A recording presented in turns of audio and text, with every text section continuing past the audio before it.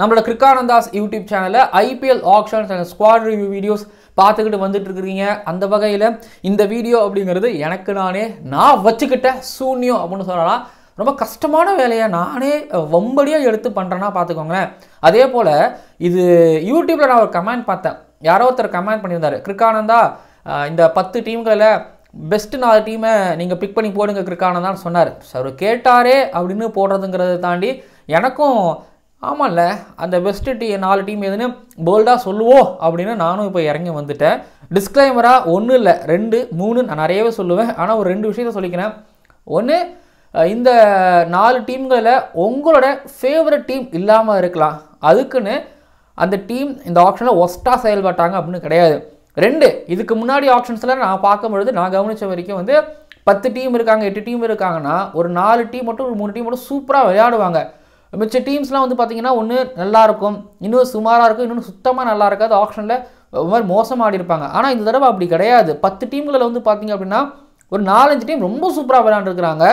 ஒரு 3 டீம் பார்த்தீங்கன்னா ஓகேப்பா நல்லா விளையாண்டுருக்காங்கப்பா அப்படிங்கிற மாதிரியும், மீதி 2 டீம் சுமாராக தான் ஆடி இருக்கிறாங்க. சுத்தமாக சொதப்பல் அப்படிங்கிற மாதிரிலாம் இல்லவும் இல்லை. அதனால் ஆப்ஷனில் எல்லா டீமும் சிறப்பாக செயல்பட்டு இருக்கிறாங்க அப்படிங்கிறதையும் நடுநிலையாக நின்று நான் தெரிவிச்சுக்கிறேன். ஸோ நடுநிலையாக நான் தெரிவிக்கப்புறம் அந்த பெஸ்ட்டு 4 டீம்கள் எதுன்னு சொல்லிட்டு நீங்கள் உங்களோட பெஸ்ட்டு 4 டீம்களை கீழே கமெண்ட் பண்ணுங்கள். கமெண்ட் பண்ணுறது தாண்டியும் சப்ஸ்கிரைப் பண்ணிவிட்டு உங்களை கிரிக்கெட் ஃப்ரெண்ட்ஸுகளுக்கு நம்மளோட சேனலை ஷேர் பண்ணுங்கள். முக்கியமாக லைக் பண்ணுங்கள். நீங்கள் நம்மளோட வீடியோவுக்கு லைக் பண்ணாதான் ஓகேங்களா, எவ்வளோக்கு லைக் பண்ணுறீங்களோ அவ்வளோக்கு பார்த்தீங்கன்னா நம்மளோட வீடியோஸை யூடியூப் மற்றவங்களுக்கு அனுப்பும், ரீச்சும் கொஞ்சம் பெருசாகவும் கிடைக்கும். ஆல்ரெடி இதை பண்ணிக்கிட்டு இருக்கிறீங்க. திரும்பவும் இதை செஞ்சுக்கிட்டே இருங்க. வீடியோ பார்க்கறதுக்கு முன்னாடி லைக் பண்ணிடுங்க, அதுக்கப்புறம் கமெண்ட் பண்ணுங்கள், சப்ஸ்கிரைபும் பண்ணிடுங்க. நன்றி. ஜெனில் லேடிஸ் அண்ட் ஜென்டில்மேன், இந்த ஐபிஎல் ஆக்ஷன் 2025 ஸ்பெஷல் கிரிக்கானந்தாஸ் ஷோவிற்கு உங்களை வரவேற்கிறேன். ரிட்டன்ஷன்ஸ், அதுக்கப்புறம் ஆக்ஷன் டேபிள், இந்த 2த்துலேயும் சிறப்பாக செயல்பட்ட அந்த 4 டீம். ஃபஸ்ட்டு இது டாப் 1 2 3 கிடையாது. பட் என்னோட 4 டீம் தான் நான் ஆரம்பிக்க போகிறேன். முதல் டீமு டெல்லி கேபிட்டல்ஸு. யோசிச்சு பாருங்களேன், ஃபேஃப் டு பிளேஸே பெஞ்சில் உட்கார வைக்கிற அளவுக்கு இந்த டீம் இருக்குது. ஃப்ரேசர், கேஎல் ராகுல் 2 பேரும் ஓப்பன் பண்ணுவாங்கன்னா அபிஷேக் பட்டேல் 1 வருவார். அதுக்கப்புறம் நம்பர் 4 நம்பர் 5 ஒரு ஹாரி புரூக் 4ல் ஸ்டப்ஸு 5 வரதுக்கு வாய்ப்பு இருக்குது. இல்லை ஸ்டப்ஸு 4ல் ஹாரி புரூக் 5 வரதுக்கு வாய்ப்பு இருக்குது. பட் ஹாரி புரூக் மட்டும் கொஞ்சம் ஒரு மாதிரி இருக்கிறாரா? ஓகே. அடுத்தது பார்த்திங்க அப்படின்னா அஷுதோஷ் இல்லை அக்சர் பட்டேல், கீழே பார்த்திங்க அப்படின்னா சமீர் ரிஸ்வி. இந்த ஒரு 5-6-7 பேர் பார்த்திங்க அப்படின்னா இந்த லெஃப்ட் ரைட் காம்பினேஷன் இவங்களுக்கு அமையுது. ஃப்ரேசரு பவர் பிளேலே அவங்களுக்கு ஒரு 60-70 ரன் தேத்தி கொடுத்துருவாரு. ஸ்ட்ரைக்கை மட்டும் ரொட்டேட் பண்ணி கொடுத்தாருன்னா கேஎல் ராகுல். அதாங்க டெல்லி கேபிட்டல்ஸோட இந்த டாப் ஆர்டர் செம்ம வெயிட்டாக இருக்குது. அண்ட் பேட்டிங் டெப்த்து ஓரளவு இருக்குது. சூப்பரானாலும் பட் ஓரளவு இருக்குது. பவுலிங் எடுத்துக்கோங்களேன். இப்போது நட்ராஜனை நான் இம்பாக்ட் சப்பாக உள்ளே கொண்டு வருவேன். அப்போ ஸ்டார்க்கு, முகேஷ் குமார் 2 பேரும் 11ஸில் இருப்பாங்க. அக்சர் பட்டேல், குல்தீப் யாதவ் 2 ஸ்பின்னர்ஸை பற்றி நான் பெருசாக உங்ககிட்ட வள குழலாம் பேசவும் தேவையில்லை. நியூ பாலில் முகேஷ்குமார், ஸ்டார்க், நட்டு ஒரு ஓவரு. டெத் ஓவரில் முகேஷ்குமார், ஸ்டார்க் கூட அங்கே வேணாம்னு வச்சுக்கோங்க. முகேஷ்குமார், நட்டு. மிடில் ஓவரில் குல்தீப் யாதவ், அக்சர் பட்டேல். ஸ்டப்ஸும் கொஞ்சம் பவுலிங் போடுவார்ல. என்ன மாதிரியான ஒரு டீம் எடுத்து வச்சுருக்கிறாங்க பாருங்கள். ரிட்டன்ஷன்ஸில் கூட இவங்க ஏதோ ஒரு மாதிரி தள்ளாடின மாதிரி இருந்துச்சு. ஆனால் ஆக்ஷனுக்கு சூப்பரான ஒரு டீமு. இதில் ஸ்டார்க்கு 11.75 கோடி ஸ்டீல். அதுக்கப்புறம் நடராஜன் 10.75 கோடி ஸ்டீல். இந்தியன் ஃபாஸ்பர்கே இங்கே ஒரு 12 கோடி போகிறாங்க. ஆனால் இங்கே நடராஜன் 10.75 கோடி. எனக்கு புரியல. நடராஜனுக்கு ஒரு 10.75 கோடி தானே. 12,000 போயிருக்கலாம், 14,000 13,000 வரைக்கும் போயிருக்கலாம். ஏன்னா அந்தளவுக்கு டிஎன்பிஎல்ல பேட் கமின்ஸ் பாலை தூக்கி இவரோட தான் ஆல்மோஸ்ட் கொடுத்துக்கிட்டு இருக்கிறாரு ஒரு ப்ரெஷரான டைமில். நட்டு, ஸ்டார்க்கு, முகேஷ் கூட குல்தீப் யாதவ், அக்சர் பட்டேல், ஸ்டப்ஸு இப்படின்னு சொல்லிட்டு பார்த்தீங்க அப்படின்னா இவங்களோட பவுலிங்கில் ஓரளவு உங்களுக்கு அடைஞ்ச மாதிரி தெரியலாம். ஆனால் டெரிஃபிக்கான ஒரு T20 டீமை இவங்க வச்சுருக்கிறாங்க. அந்த மிடில் ஆர்டர் மட்டும் எனக்கு என்னமோ ஒரு மாதிரி ஷேக்கியாக இருக்கிற மாதிரி எனக்கு தோணுது. ஒருவேளை ஃபேஃபும் ஃப்ரேசரும் ஓப்பன் பண்ணுறாங்கன்னா 1 கேஎல் ராகுல், ஸ்டப்ஸு, ப்ரூக்கு இந்த மாதிரி வருவாங்க. அபிஷேக் பட்டேல் பெஞ்சில் உட்கார வைக்கவும் படலாம். இல்லை ப்ரூக் சரி வரலாம், அபிஷேக் பட்டேலையும் ஆட வைக்கலாம். இந்த மிடில் ஆர்டர் மட்டும் லைட்டாக ஷேக்கியாக இருக்குது. தவிர மற்றபடி இவங்ககிட்ட சிறப்பான ஃபினிஷரும் இருக்காங்க. அக்சர் பட்டேல், அஷுதோஷ் 2 ஃபினிஷரும் இருந்துக்கிட்டு இருக்கிறாங்க. டெல்லி கேபிட்டல்ஸ்க்கு என்னோட மார்க்கு நான் 10க்கு 8-5 மார்க் கூட நான் தருவேன். அந்த அளவுக்கு ஒரு ஸ்ட்ராங்கான டீமாக டெல்லி கேபிட்டல்ஸ் இருக்கிறாங்க. அடுத்த டீம் வந்து கொல்கட்டா நைட் ரைடர்ஸ். இவங்க வந்து ரிட்டன்ஷனில் சூப்பராக விளையாண்டுருக்குறாங்க. இவங்க ரிட்டன்ஷனில் பாருங்களேன், அவங்கள 11 பிளேயர்ஸில் ஒரு 7-8 பிளேயர்ஸ் போன வருஷம் வந்து மேட்ச் வின்னர்ஸாக இருந்தாங்க. இவங்கள யாரை விட்டு யார் எடுக்க போகிறாங்கன்னு யோசிக்கும் பொழுது ரிட்டன்ஷனில் அவங்க ரின்கு சிங்கு, வருண் சக்கரவர்த்தி, ரசில், சுனில் நரேன், ரமன்தீப் சிங்னு சொல்லி இவங்க எடுத்து வச்சுருந்தாங்க. ஆனால் ஆக்ஷனில் இவங்ககிட்ட அமௌண்ட் அப்படிங்கிறது கம்மியாக தானே இருக்குது. என்ன பண்ண போகிறாங்க அப்படின்னு யோசிக்கும் பொழுது ஸ்டீல் பிக்ஸ் நிறையா இருக்குது. டிகாக்கு ஸ்டீல் பிக்கு 3.60 கோடி. அடுத்தது சுனில் நரேன் ஓப்பன் பண்ணுவாங்க. ரகுவன்ஷியை அவங்க ஆக்ஷனில் 3 கோடிக்கு எடுத்தாங்க ஒன் டவுனில். போன வருஷம் மறந்துடக்கூடாது, 50 அடிச்சார். அக்ரெசிவாக வேறு ஆனால் ஒரு பக்கம் போட்டி ஒரு அடிச்சுக்கிட்டு இருந்தார். கீழே வந்து பார்த்தீங்கன்னா ஒரு மிடில் ஸ்டார்ட் மாதிரி ஒருத்தவர் வேணும், கிடைக்கல. ஆனால் நார்க்கியாவே இவங்க 6.5 கோடிக்கு ஸ்டீல் பண்ணாங்க. வைவோராரா திரும்பவும் இவங்க ஹோம் கம்மிக்கு வந்திருக்கிறாரு. 1.80 கோடிக்கு அவர் கிடச்சிட்டாரு. இது போக அவங்களுக்கு பேக்கப் வேணும்னா குருபாஸ் இருக்கிறாரு. ஃபாஸ்ட் பவுலிங்கில் ஸ்பென்சர் ஜான்சன் இருக்கிறாரு. இப்போ 4 ஃபாரினர்ஸ் இருக்கிறதா இவங்களுக்கு இருக்கக்கூடிய தலைவலி. ஆனால் இவங்களுக்கு experience candidate maybe Ajinkya Rahane dressing ரூமில் டக்அவுட்டில் நிறையாவுக்கு ஒரு மாதிரி கோச்சாகவே இருந்து ஹெல்ப் பண்ணலாம். மனிஷ் பாண்டேவை எங்கே யூஸ் பண்ண போகிறாங்கன்னு எனக்கு தெரியல. மேபி ரகுவன்ஷி இருக்கிற இடத்துல ஒரு அஜின்கர் ரஹானே, மனிஷ் பாண்டே மாதிரி ஒரு எக்ஸ்பீரியன்ஸ் கேண்டிடேட் தேவை அப்படின்னாலும் கொண்டு வரலாம். ஸ்பின்னுக்கு மொயின் அலி மாதிரியான ஒரு எக்ஸ்பீரியன்ஸ் கேண்டிடேட் தேவையானாலும் கொண்டு வரலாம். ஏங்க பென் ஸ்டோக்ஸ் சூப்பராக இருக்குங்க. Top order, middle order, lower order, bowling, batting தெரிக்க விட்டுருக்குறாங்க கேகேஆர். சந்தேகமே கிடையாது, இந்த வருஷமும் இவங்க பிளே ஆஃப்குள்ளே வருவாங்க அப்படின்னு நான் நம்புகிறேன். ஆனால் வெங்கடேஷ் ஐயருக்கு கம்மியான அமௌண்ட் போயிருந்தாங்கன்னா மேபி வேறு இன்னொரு நல்ல ஒரு டீமை எடுத்துருக்கலாமா அப்படிங்கிற மாதிரி எனக்கு பர்டிகுலராக தோணுது. சரி, ஓகே, நான் ஆப்ஷன் வருது. ஆனால் இவங்களுக்கு கேப்டன் யாருன்னு தெரியல அப்படிங்கிறது தான் இருக்கக்கூடிய பெரிய ஒரு பிரச்சனையாகவே நான் பார்க்குறேன். என்னை பொறுத்த வரைக்கும் கேகேஆருக்கு 9 மார்க்கே தரலாம். ஆனால் 8.5 மார்க் நான் தரேன். உங்களோட மார்க் என்ன அப்படிங்கிறத கீழே வந்து கமெண்ட் பண்ணுங்கள்.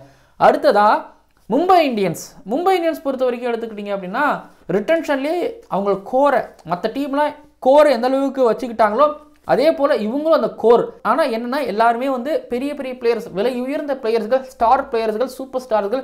எப்படி அப்படிங்கும்போது அவங்க ஆப்ஷனில் எல்லாரும் பெரிய மனசு பண்ணி விட்டு கொடுத்து டீம் தான் முக்கியம் அப்படின்னு ஒரு முடிவுக்கு வந்து பும்ராவுக்கு ஒரு அதிக காசு கொடுத்துட்டு அதுக்கப்புறம் ஹர்திக் பாண்டியா காசு கம்மி பண்ணி சூரியகுமார் யாதவ், ஹர்திக் பாண்டியா, ரோஹித் சர்மா எல்லாரும் ஒரே அமௌண்ட், ஆல்மோஸ்ட் ஒரு அமௌண்ட் ஒரு 50 லட்சம் மட்டும் தான் ரோஹித் சர்மாவுக்கு வித்தியாசம் கம்மி. மற்றபடி வந்து பார்த்தீங்கன்னா எல்லாரும் ஒரே அமௌண்ட்டுக்கு வந்து இவங்க திலக் வர்மாவை, ஸோ இவர் ஃபியூச்சர் சூப்பர் ஸ்டார், ஸோ அவர் நாங்கள் எடுத்துக்கிறோன்னு சொல்லி திலக் வர்மாவை வச்சுக்கிட்டாங்க, ரிட்டைன் பண்ணி வச்சுக்கிட்டாங்க. அதுக்கப்புறம் வந்து பார்த்தீங்க அப்படின்னா ஆர்டிஎம் மூலமாக இவங்க நமன்தீரை வந்து எடுத்தாங்க. எனக்கு ரொம்பவும் ஆச்சரியமாக இருந்துச்சு. ஸோ பேட்டிங் ஆர்டரில் வில் ஜாக்ஸும் இவங்களுக்கு ஆர்டிஎம் ஒரு மாதிரி ஆர்சிபி போலக்கிறதுனால வில் ஜாக்ஸ் இவங்களுக்கு கிடச்சிட்டாங்க. ரியன் ரிக்கில்டன் வேறு இருக்கார். ஸோ பேட்டிங் ஆர்டரே ஒரு மாதிரி பயமாகவும் பயங்கரமாகவும் டெப்த்தாகவும் ஆழமாகவும் இருக்குது. பத்தாவதுக்கு வந்து பார்த்தீங்கன்னா பவுலிங்கில் உங்களுக்கு ட்ரெண்ட் போல்ட்டு, தீபக் சகர் இன்ஜுரி ஆவாராங்கிறது மட்டும்தான் கேள்வியை தவிர மற்றபடி ட்ரெண்ட் போல்ட்டு, தீபக் சகர் நியூ பாலில், பும்ரா நியூ பாலில் 1 ஓவர் போட்டால் போதும். டெத் ஓவரில் ட்ரெண்ட் போல்ட், தீபக் சகர் 1 over, Trent Boult 2 over, Bumrah 2 over போடுறதுக்கு ஸோ கண்டிப்பாக வசதியாகவும் இருக்கும். ஹர்திக் நியூ பாலில் போடுவார், டெத் ஓவரில் போடுவார். ஸோ அதாவது ஃபாஸ்ட் பாலர்ஸ்க்குள்ள ஒரு 4 பேர் வச்சுருக்காங்க. வேன்கடைக்கு ஏற்ற மாதிரி பிளேயர்ஸில் பிக் பண்ணி வச்சுருக்காங்க. ஸ்பின்னர் மட்டும்தான் எப்பயுமே எம்ஐக்கு இருக்கிறது, அந்த ஸ்பின்னர் தான். ஹர்பஜனுக்கு அப்புறம் யார்? ஹர்பஜன் போனதுக்கப்புறம் வந்து ஒரு மயக் மார்க்கண்டே, ராகுல் சகர் மாற்றி ஒரு பியூஷ் சாவ்லா, கரண் சர்மா, எம்எஸ்ன்னு மாற்றி அவங்களுக்கு அது செட்டாகவே ஆகலை. மிக்கல் சாண்டரை வந்து பார்த்தீங்கன்னா அவங்க எடுத்துருக்காங்க. இப்போ மிக்கல் சாண்டரா இல்லை அல்லா கசன்ஃபரா? பேட்டிங்லாம் வேணாப்பா, எனக்கு கசன்ஃபருங்கிற ஒரு பவுலர் மிஸ்ட்ரிஸ் எனக்கு வேணும், விக்கெட் எடுக்க வேணும், எனக்கு விக்கெட் வேணும்னு சொல்லிட்டு ஸோ போகிறனா ஓகே, பிரச்சனை கிடையாது. அண்ட் மும்பை இந்தியன்ஸ் பொறுத்த வரைக்கும் என்ன சொன்ன மாதிரி பேட்டிங் படு பயங்கரமாக இருக்காங்க, டெப்த்தாக இருக்குது. அண்ட் அதே நேரத்தில் பவுலிங் வந்து பார்த்திங்க அப்படின்னா அவங்க 7 ஹோம் வென்யூ மேட்சஸ்க்குள்ளேயும் பார்த்து தென் எடுத்து வச்சுருக்கிறாங்க. ஸ்பின்னர்ஸ் மட்டும் தான் பிரச்சனை, பேக்கப் இருக்குது. யங்ஸ்டரையும் சரியாக எடுத்து வச்சுருக்கிறாங்க. ஸோ ஸ்கவுட்டிங் சூப்பராக பண்ணியிருக்கிறாங்க. எவ்வளோ மார்க் கொடுக்கலாம்னு நினைக்கிறீங்க? 10க்கு அங்கே 9 மார்க் கொடுக்கலாம்னு நான் கேகேஆருக்கு சொன்னேன். நான் இவங்களுக்கு 10க்கு 9 மார்க்கே நான் கொடுக்கிறேன். நீங்கள் என்ன நினைக்கிறீங்க அப்படிங்கிறத கீழே வந்து கமெண்ட் பண்ணுங்கள். என்னோட 4வது டீம், என்னோட கடைசி டீம் எடுத்துக்கிட்டிங்க அப்படின்னா ரொம்ப நல்ல டீமுங்க. இவங்க ரிட்டன்ஷனில் நிறைய வாரி கொடுத்தாங்க. இது உங்களுக்கு பிரச்சனை இருக்குமோ அப்படின்னு நினச்சோம், ஆனால் அப்படி இல்லாமல் போயிடுச்சு. எஸ்ஆர்ஹெச் வந்து நல்ல வேலை உங்களுக்கு ஆப்ஷனில் எல்லாமே நல்லதாகவே நடந்துச்சு. எஸ்ஆர்ஹெச் வந்து ஷமியை ஒரு 10 கோடிக்கு எடுத்தாங்க. அதான் ஸ்டீல். ஷமிலாம் வந்து ஒரு 14 கோடி 15 கோடி போக வேண்டியவர்னு வச்சுக்கோங்களேன். ஏன்னா அவரோட நேம், அவரோட பிராண்ட் வேல்யூ, அவரோட பெர்ஃபார்மன்ஸ், ஸோ எல்லாத்தையும் ஷமியை பிக் பண்ணியிருக்கிறாங்க. மேலே இஷான் கிஷன் அவங்களுக்கு கிடச்சிருக்கிறாங்க, அதுவும் 11.25 கோடியில், அதுவும் ஸ்டீலு. அபினவ் மனோகரை இவங்க 6வது பொசிஷன் ஆட வைக்கலாம், 3.2 கோடிக்கு அவரை பிக் பண்ணியிருக்கிறாங்க. ஜாம்பேக் கிடச்சிருக்கிறாங்க. எடுத்து பார்த்தீங்கன்னா எஸ்ஆர்ஹெச் பொறுத்த வரைக்கும் இருக்குது. அந்த ஃபாஸ்ட் பவுலிங்கில் எனக்கு கொஞ்சம் டவுட் இருக்குது. இப்போ ஹர்ஷல் பட்டேலை நான் வந்து ஓகே 4 ஓவர் போட்டுருவாருங்கிறது இருக்குது. ஆனால் இப்போ பேட் கமின்ஸ், ஷமி, ஹர்ஷல் பட்டேல், இது போக ராகுல் சகர் எனக்கு தெரியலங்க. எனக்கு ஃபிங்கர் கிராஸ்ங்க ராகுல் சகர் விஷயத்தை பொறுத்த வரைக்கும். பட் ஜாம்பா மேலே எனக்கு ஒரு நம்பிக்கை இருக்குது. நிதிஷ்குமார் ரெட்டியும் அவங்களுக்கு இருக்கிறாங்க.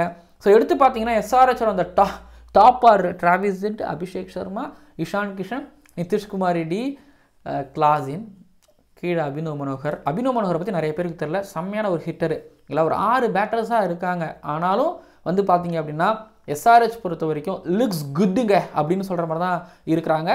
ஆனாலும் எனக்கு எஸ்ஆர்ஹெச் ஒரு மாதிரி நல்லா செயல்பட்ட மாதிரி தோணுது. ஏன்னா கீழே ஒரு ஷமி, ஹர்ஷல் பட்டேல், தென் ஜாம்பா, பேட் கமின்ஸ், ஸோ கம்மியான அளவில் தான் டீம் பிளேயர்ஸ் இருக்கிறாங்க. ஆனால் இந்த பிளேயர்ஸுகள் கன்ஃபார்ம் 11 மேட்சும் ஆடுவாங்கன்னு வைங்களேன். எஸ்ஆர்ஹெச்சுக்கு ஒரு பிளே ஆஃபுக்கு வாய்ப்பு இருக்குது. எஸ்ஆர்ஹெச் இந்த ஆப்ஷனில் சிறப்பாக விளையாண்டுருக்காங்க. ஸோ அவங்களுக்கு என்னோடய மார்க் வந்து நான் 10க்கு 8 மார்க் நான் தரேன். ஓகேங்களா, 10க்கு 8 மார்க் நான் தருகிறேன். எனக்கு அந்த பவுலிங்கில் மட்டும் தான் ரொம்ப ஷேக்கியாக இருக்கிற மாதிரி இருக்குது. வேறு மற்றபடி வந்து பார்த்திங்க அப்படின்னா எஸ்ஆர்ஹெச் பில்குல் பகுத் அச்சா அப்படின்னு சொல்கிற மாதிரி தான் இருக்குது. இது போக நான் இன்னொரு டீமை லைட்டாக ஆட் பண்ணிக்கலாம். இவங்களுக்கு நான் ஒரு 8 மார்க் 8.5 மார்க் அந்த லிஸ்ட்டை நான் வைப்பேன். பஞ்சாப் கிங்ஸ் வந்து வந்தாங்க, பெரிய அமௌண்ட்டோட வந்தாங்க. ஒரு மாதிரி அஷ்தீப் சிங்குக்கு ஒரு ஆர்டிஎம் போட்டது. ஸோ சஹலுக்கு ஒரு 18 கோடி போட்டாங்க. அதுக்கப்புறம் இந்த மிடில் ஆர்டரில் பார்த்தீங்கன்னா இந்த மேக்ஸ்வெல், நெஹல் வதேரா, ஷஷாங்க் கால் ரிட்டைன் பண்ணி வைக்கும்போது ஸ்டாயினிஸு, கீழே வந்து Marco என்சன், Arshdeep Singh பரார். So team ஒரு மாதிரி நல்லா இருக்கிறாங்க. ஆனால் ஓப்பனிங் மட்டும் தான் பஞ்சாப்க்கு இருக்கக்கூடிய ஒரு பிரச்சனையை தவிர மிடில் ஆர்டர் ஓரளவு லைட்டாக அந்த பிரச்சனை. மற்றபடி வந்து பார்த்தீங்கன்னா பஞ்சாப் கிங்ஸும் இந்த லிஸ்ட்டில் வருவார்கள் அப்படின்னா நீங்கள் சொல்லலாம். அப்போ சென்னை சூப்பர் கிங்ஸும் வரலாமே, ஆர்சிபி வரலாமே நீங்கள் கேட்கலாம். ஹோஎஸ் வரலாம். பட் என்னோட 4 டீம் நான் சொல்கிறேன். KKR, Sunrisers Hyderabad and Mumbai Indians, Delhi Capitals, இந்த 4 டீம் தான் என்னோட டாப் 4 டீம்ஸ்.